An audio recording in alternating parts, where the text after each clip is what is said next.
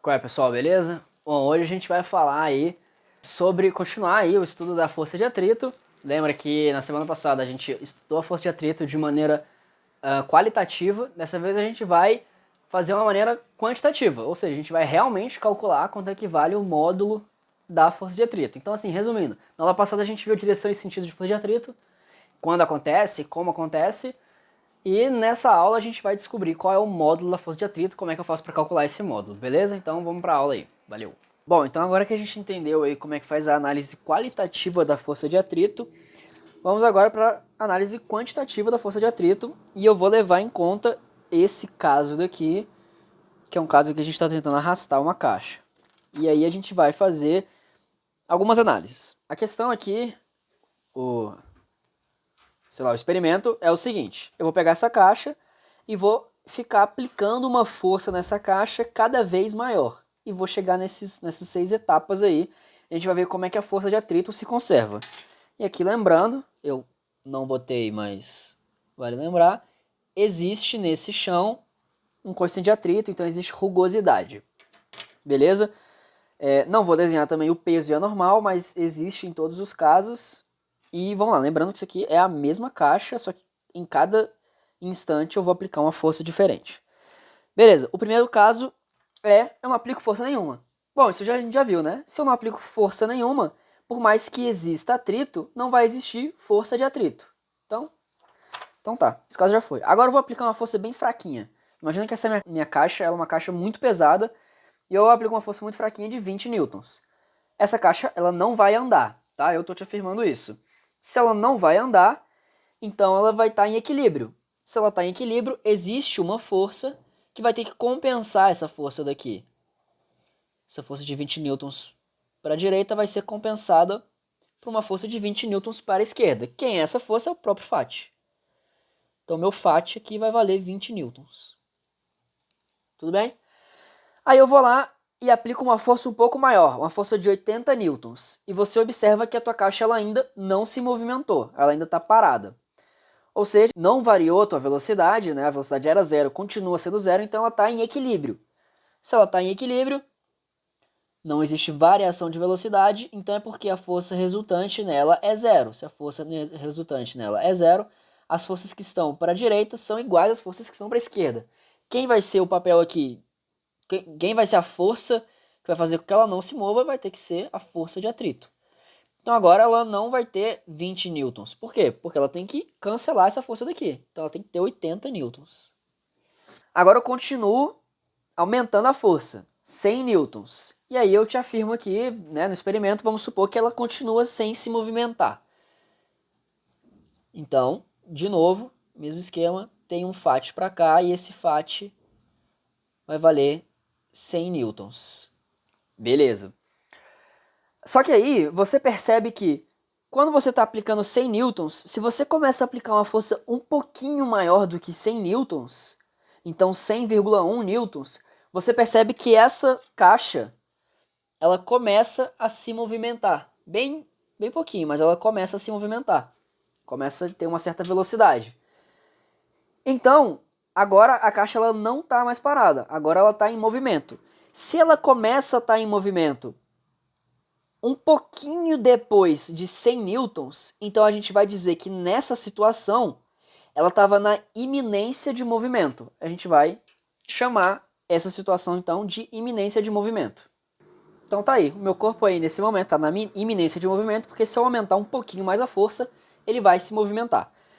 Certo, só que o que se observa na prática é que na hora que a gente começa a movimentar o corpo, fica mais fácil de eu continuar movimentando ele. Então, tenta fazer esse experimento.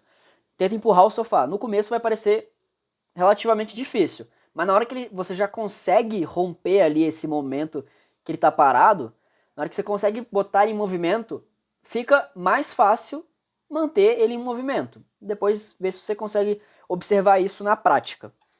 Logo, se é mais fácil movimentar ele quando ele já está em movimento, então é porque tem menos resistência quando ele já está em movimento. Ou seja, quando o corpo já está se movendo, a minha força de atrito ela vai diminuir em relação ao que ela estava na iminência. Então, sei lá, vamos supor aqui que vai ser 80 newtons a minha força de atrito. 80. Então, Fat igual a 80. Beleza? E aí eu continuo querendo aumentar a força, continuo fazendo essa análise. E aí eu aumento a minha força, eu passo de 100 para 100, 150, 200, 300, 400, 500. E eu percebo que em todo esse caminho em que eu aumento a minha força, nesse momento em que o meu bloquinho ele está se movimentando, né? Então aqui ele também vai estar se movimentando. O que se observa na prática é que essa força de atrito, ela nunca deixa de ser 80. Certo? Então, a força que se observa logo depois da iminência de movimento, então a força de atrito, quando o bloco já está se movimentando, ela não muda nunca. Então, dado essa análise aí, a gente vai separar a força de atrito em dois tipos. A força de atrito estático e a força de atrito dinâmico ou cinético. Quando é que cada uma vai se manifestar? Bom, é muito simples, vem do próprio nome. A força de atrito estática acontece sempre quando o objeto está parado. Então, nesses três casos aqui. E aí eu vou botar um Ezinho aqui do lado da força de atrito, indicando que ela é uma força de atrito estática. Certo? E quando o corpo começa a se movimentar, a gente vai dizer que é um Fat dinâmico. Então eu vou botar um Dzinho aqui para indicar que é a força de atrito dinâmica. E o que a gente percebe também é que a força de atrito estático, ela não tem uma fórmula. Né? Repara que aqui ela vale 0, aqui ela vale 20, aqui ela vale 80, aqui ela vale 100. A força de atrito estática, ela vai ser da mesma magnitude, né? Então vai ter o mesmo módulo da força que você estiver aplicando no bloquinho. 20, 20, 80, 80, 100, 100. Só que isso acontece em todas as forças de atrito estática, exceto quando chega na iminência de movimento. Quando chega na iminência de movimento, eu tenho aqui o que a gente chama de Fat estático máximo. Então vou botar um max aqui, para indicar que essa força ela é estático máximo. Por quê? Porque se eu aumentar um pouquinho mais, o objeto vai andar e o Fat vai deixar de ser vai deixar de ser estático, vai ser dinâmico. E acontece que a gente consegue calcular a força de atrito estático máximo. Existe uma fórmula, e essa fórmula é dada por então, Fat estático máximo, ela é dado por Mi estático. Então lembra que a gente falou de Mi? Esse Mi, a gente usa ele para calcular. Ele não só indica que tem coeficiente de atrito, como a gente usa ele para calcular a força de atrito. Então vai ser Mi vezes a normal. Que normal é essa? A normal é uma normal que aparece aqui, ó, peso normal. Tá bom? Beleza, então a gente consegue calcular a força de atrito estático máxima. Bom, então, só deixei mais bonitinho aí. Força de atrito estático máximo é igual ao Mi estático. Então a gente vai separar também entre Mi estático e Mi dinâmico, vezes a normal. E aqui é bom assim você tirar a seguinte conclusão.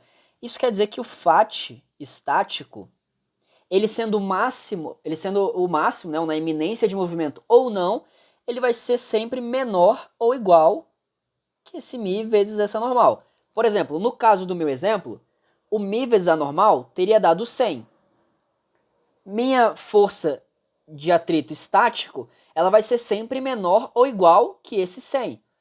Ela vai ser igual ao 100 quando eu estiver na iminência de movimento. Mas se eu não estiver na iminência de movimento, vai ser sempre menor. 80, 20, 10 até 0. Entendeu? E também repare que o Fat dinâmico ou Fat cinético, ele também é sempre constante. Então existe também uma fórmula para calcular o Fat cinético ou dinâmico, que é igualzinho à fórmula do Fat estático máximo. Então vou escrever aqui. Então repara que a força de atrito dinâmico ela tem basicamente a mesma fórmula da força de atrito estático máximo, que é Mi dinâmico vezes a normal. E aqui a única diferença é justamente que esse Mi é chamado de Mi estático e esse aqui é chamado de Mi dinâmico.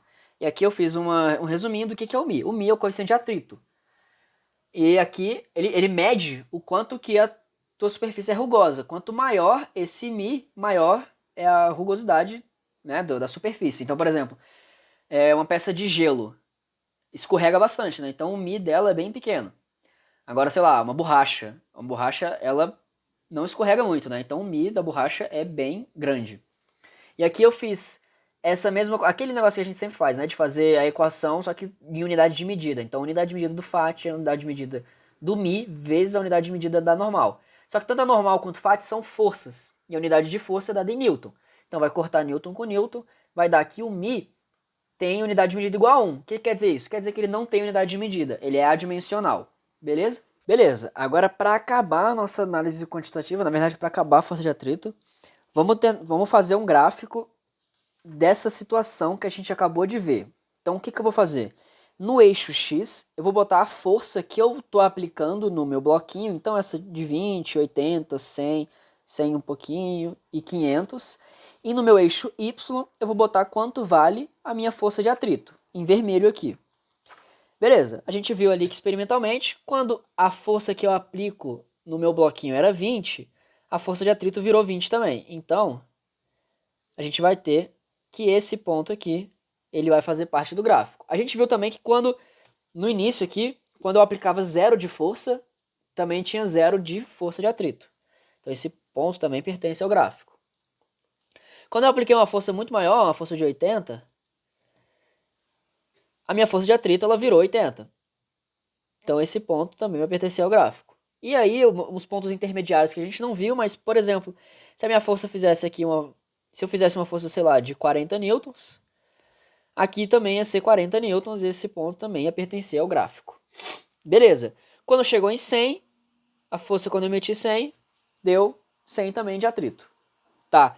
Só que quando eu fui para um pouquinho mais do que 100 e para qualquer valor depois do que 100, a minha força de atrito, ela deixou de ser 100. Ela passou a ser 80. Então, para qualquer valor acima de 100, a minha força de atrito acabou tendo este valor daqui, certo? Vou só grifar mais forte aqui esse gráfico. Então, na hora que eu ligar todos os pontos que eu marquei aqui, eu vou ter uma reta. E depois que minha força passar da força 100, eu vou ter aqui era uma reta crescente, eu vou ter uma reta agora horizontal. Por quê? Aqui é justamente isso aqui, ó. Pega esse desenho daqui. Você vai ter toda vez que... Então vamos comparar com o cartaz anterior. Aqui eu estou na situação em que minha força que eu aplico é maior do que 100. Então, por exemplo, 100,1. Então, a minha força de atrito, 100,1, a minha força de atrito vai valer 80.